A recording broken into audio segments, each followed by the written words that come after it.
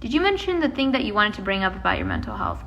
Oh, yeah, no. I decided not to share that. I'm really sorry for the false alarm. I really need to, like, think these things through before I announce anything. How can I work out strength if I work out at home? I did it at home during a lot of quarantine. I just used atumobile.com, and it's an online strength training program. They also tell you instructions for what to do for cardio, but it's for gym and home, so you can do the workouts at home. Hello, Liv. How are you, baby? Hello. I'm doing well. I'm just answering some questions before I get going. You really helped me today. Thank you so much. I'm so grateful to have you. I'm grateful for you guys. You're so good with your time. How do you manage it? No, I actually was terrible with my time, like absolutely awful. I want to say the first step to time management is confidence. Every single thing you do in your life, the first step is confidence. You'll be amazed at actually how much you know and what you're capable of if you just have confidence.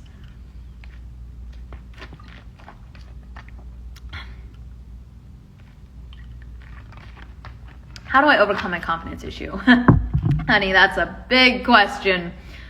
And honestly, I wish I had one answer, but I don't because it's so many different things. But I'll just tell you two things that really come to mind that I think why people struggle with confidence. Number one, it's the questions you ask yourself. And number two, it's comparison. So first of all, the questions you ask yourself, it's the self-talk in your head. If you're constantly tearing yourself apart and focusing on all the things you're doing wrong, like you're going to every day throughout your day. Okay, here's a confidence tip. Ready? Every morning when you wake up, ask yourself 3 questions. What are my strengths? Like, what do you genuinely feel like you're really good at? Okay? What am I so happy about with myself?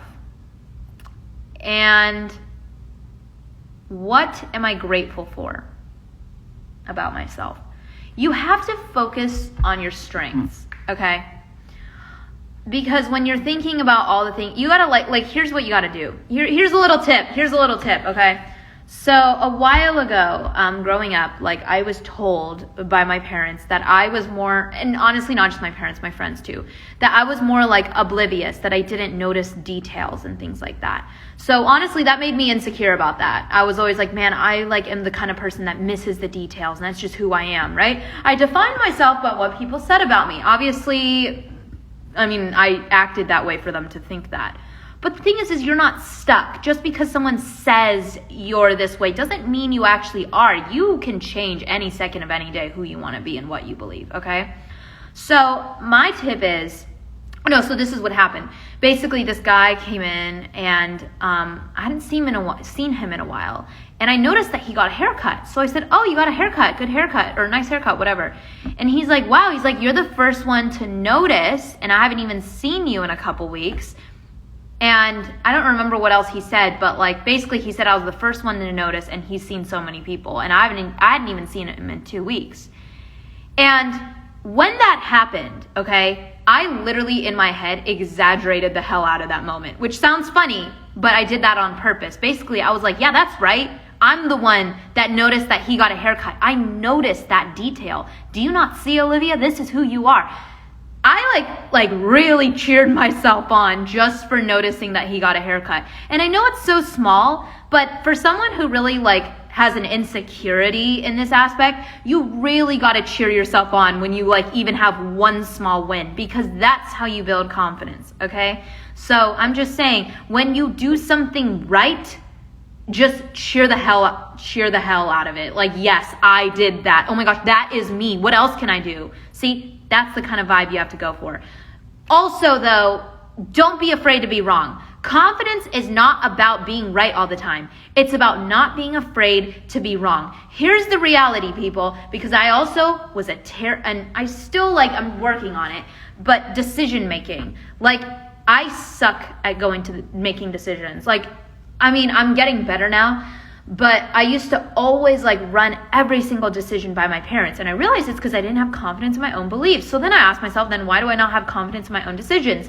And it's because I'm afraid of being wrong. And I think if I run it by my mom, then I'm not going to be wrong. So what I have to say is, honey, you are going to be wrong. You're going to make a decision and you're going to be wrong many, many times. And there is absolutely nothing wrong with that. Don't be afraid to be wrong.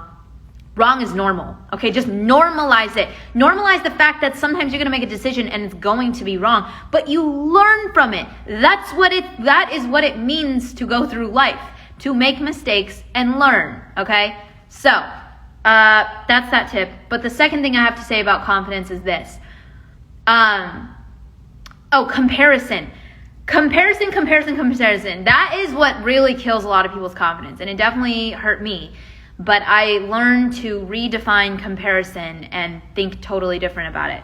Dang it, I literally just wrote something about this today, but I can't remember. But I'll just tell you what I remember. So first of all, when you compare yourself to somebody, wait, I know where I wrote it down. Give me 1 second. I know where I wrote it down now. I wrote it down in my journal. Hold on.